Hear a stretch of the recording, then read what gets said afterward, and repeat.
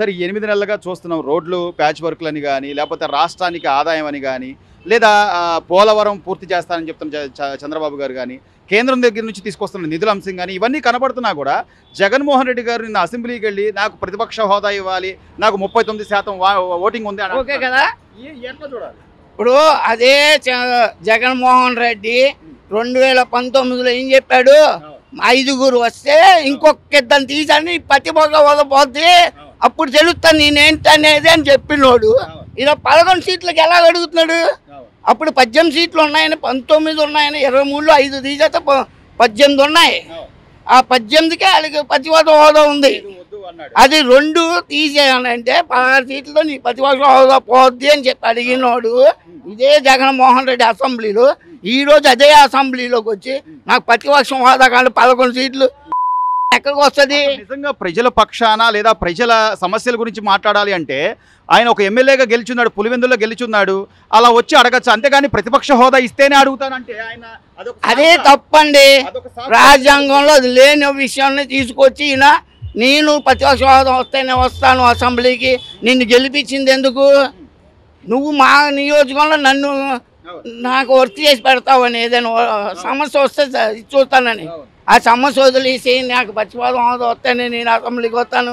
ఇప్పుడు మన వరదలు వచ్చినాయి, బొడమేరు వంత ఈయన ప్రకటించాడు నేను ₹1 కోటి ఇస్తానని, ఈ రోజు ఈ పని ఇవ్వాలా, మరి ఏం చెప్పాలా. అదే చంద్రబాబు ప్రకటిస్తే ఇవ్వకపోతే ఈ పార్టీకి మొత్తం డబ్బు కేసుకొని తిరిగేవాళ్ళు వైసీపీ నాయకులు. ప్రజలు ఇంత తెలివిగా ఇంత ఆలోచనాత్మకంగా ఉన్నా కూడా ఇంకా ఏదో నేను చెప్తా రేపు నేను వస్తాను ఒక్కటి అంటే వాళ్ళు చేసినప్పుడేమో పత్తి మాటలు మాట్లాడారు. ఈ రోజు వచ్చేప్పటికి వంశీ చేసిన అరాజకం ఎవరికి తెలీదా, అసెంబ్లీలో ఏం మాట్లాడాడు, అసలు అసెంబ్లీలోని నువ్వు మాట్లాడిన విధానం ఏంటి, నువ్వు ఒక డాక్టర్వి, నువ్వు చదువుకోలేనోడు పోతే కొండమంగళం కూడా పోతే మరి ఇది నువ్వు ఒక డాక్టర్ అయ్యి నువ్వు ఏ డాక్టర్ అయినావు, ఒక డాక్టర్ అయ్యి నీకు ఒక ఇది ఉంది, నువ్వు మాధవరెడ్డి గారికి అదే అంత నీచమైన భాష మాట్లాడి ఈరోజు అదే జగను అదే మిస్సెస్ మా ఆయన పత్తితూ నాకు ఏం తెలీదు ఇరికి ఇచ్చాడని నువ్వు అసెంబ్లీలోని ఎలా మాట్లాడావు, గన్నవరంలో నువ్వు ఎలాగా మనుషుల్ని కొట్టావు, కార్యాలయం పక్కన పెట్టండి. ఇప్పుడున్న కడప ఎమ్మెల్యే మాధవరెడ్డి గన్నవరం నుంచి వెళ్తుండే నువ్వు ఆపి నువ్వు అక్కడ ఆమెని అడ్డం పడి గొడవ చేసి నువ్వు వెనక్కి తిప్పించావు బండి. ఒక ఎమ్మెల్యే క్యాండిడేట్ పోటీ చేస్తున్నావు, నువ్వు ఒక ఎమ్మెల్యే క్యాండిడేట్ వేరే పార్టీ ఉండొచ్చు, ఆమెని నువ్వు అడ్డం పడి అక్కడ పోలీసులతో కేసు బుక్ చేయించావు. అప్పుడు న్యాయం కాదు బాబాయ్. ఇవన్నీ చూసే జనాలు నీకు 11 సీట్లు ఇచ్చారు, నువ్వు అనవసరం, నువ్వు పనికిరావు, నీకు ఇచ్చిన ఒక ఛాన్స్ అయిపోయిందని అనుకో అని చెప్పారు. అయినా కూడా నేను మళ్ళీ వస్తా, మిమ్మల్ని అందరినీ బట్టలు ఒప్పదీసి నిలబెడతా అని జగన్ ఇప్పుడు ఏ ధైర్యంతో అవన్నీ జరగని పని అండి, అర్థమైందా. ఇప్పుడు ఇంతకు ముందు నాకు ఇవ్వండి నేను మా నాన్న పరిపాలన చేస్తాను అన్నాడని ఇచ్చారు. ఆ రోజు నీ తల్లి నీ చెల్లి అందరూ తిరిగారు, ఒక్కడ కాదు అందరూ తిరిగారు. నువ్వు జైల్లో ఉన్నా కూడా నిన్ను కొమ్ము కాసి తిరిగిన వాళ్ళనే నువ్వు ఇంట్లో బయటకు ఎంటిసావు అంటే అక్కడ రాకొద్దండి. వివేకానంద రెడ్డి ఇంట్లోకి వెళ్ళడానికి ఎవరికి అవకాశం లేదు. కడపలో ఆయన కాదని ఇంట్లో దూరేంత సాహసం చేశాడు ఎవడూ లేడు, రాష్ట్రంలో కాదు ప్రపంచంలో ఎవడూ లేడు. బెడ్రూమ్లో చంపారు, అక్కడి బాత్రూంలోకి తీసుకెళ్ళారు. అది పొద్దున ఫస్ట్ టైం ఏమో 5ంటికి ఏమో 4ంటికి నీకు తెలిసింది, 5ంటికేనేమో హార్ట్ అటాక్ అన్నారు. తర్వాత అది ఇదని వచ్చేవాడికి ఏమన్నారు, అదే జగన్మోహన్ చంద్రబాబు నాయుడు లోకేష్ కలిసి చంపేశారు. అసలు ఆ ఇంట్లోకి వెళ్ళే అవకాశం లేనిది వీళ్ళిద్దరు ఎలాగెళ్ళారు, ఎవరిని పురమాయించి. ఇవన్నీ ప్రజలు గమనించారు బాబాయ్, ప్రతిదీ కూడా వాస్తవాలు తెలుసుకున్నారు. కానీ ఇప్పుడు మేకపోతు గాంభీర్యం అంటారు చూసారా, అది ప్రదర్శిస్తున్నాడు. నేను ఇంకా ఉన్నాను, నేను మళ్ళీ వస్తాను, మీ తాట తీస్తాను. అది మామూలు పరదా లేకుండా రమ్మానండి, నువ్వు ఎక్కడికి వెళ్ళినా పరదా ఇప్పటికైనా గాంభీరమ్మ ఇది పులి, నేను పులి అని అడుగుతుంది, కానీ వెనక వస్తుందో తెలియదు దానికి. అలాగే ఈయన కూడా నేను పులిని, నేను వస్తున్నాను, నేను వచ్చేదో చేస్తాను అన్నాడు. ఏం చేశాడు? చివరిగా అమరావతి నాశనం చేశాడు. వైజాగ్ అన్నాడు, వైజాగ్ నువ్వు ఏం చేసావు? వైజాగ్ అని డెవలప్ చేసావు.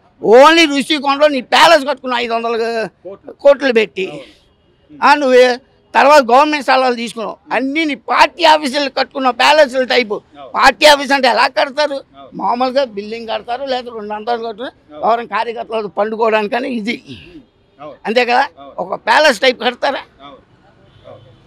ఇప్పటికీ అంటే 200 గజాల అన్నీ 500 గజాలు, 1000 గజాలు 2 రూపాయలకి, 5 రూపాయలకి, 100 రూపాయలకి రెంట్ కనరా.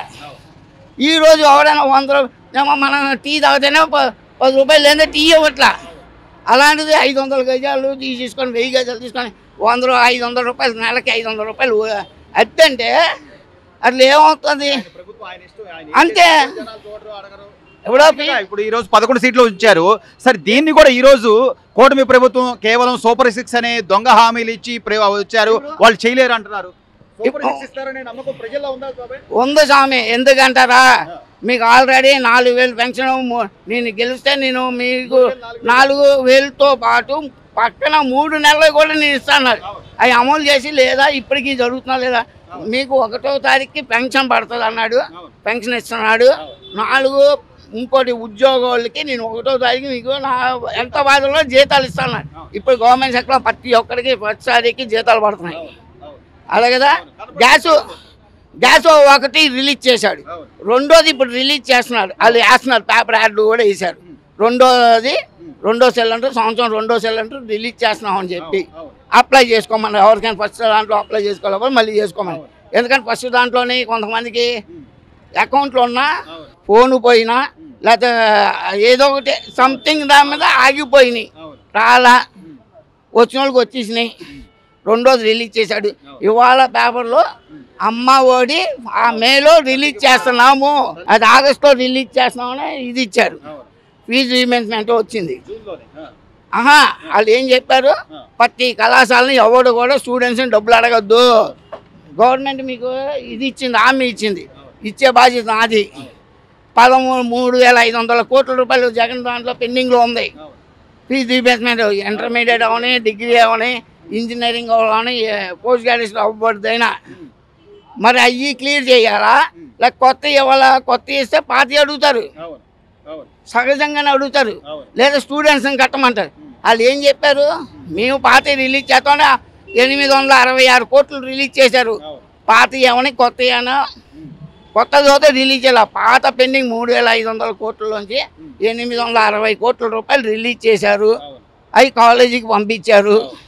కొంతమందికి మరి పూడ్చిపోతే కొత్త ఎలాగా? ఇప్పుడు కొత్త ఇస్తే మీరు పాత అడగరా? ఇప్పుడు మీరు టెండర్ ఉంది, మీ కాలేజీలో నేను చదువుతున్నా, నేను పాత కట్టకండి, కొత్తది నీకు ఇస్తే మన పాత ఫీజు మీరు కట్టండి. గవర్నమెంట్ వాళ్ళు వెళ్ళిపోయారు కదా, మరి అదే కదా. మొత్తం మీద బాబాయ్, మొత్తం మీద ఈ 8 నెలలుగా చూస్తున్నారు, ఒక్కొక్కటి జరుగుతుంది. మొత్తం మీద చెప్పింది చెప్పినట్టుగా చేయగలరంటారా? చేస్తారు. మీరు ఇంకొక ఆఫ్టర్ 1 ఇయర్ తర్వాత, అంటే ఫస్ట్ ఇయర్ అయినా సెకండ్ ఇయర్ స్టార్ట్ అయ్యేవాడు మీరు చూడండి, అంతా కొలిక్కి వస్తుంది.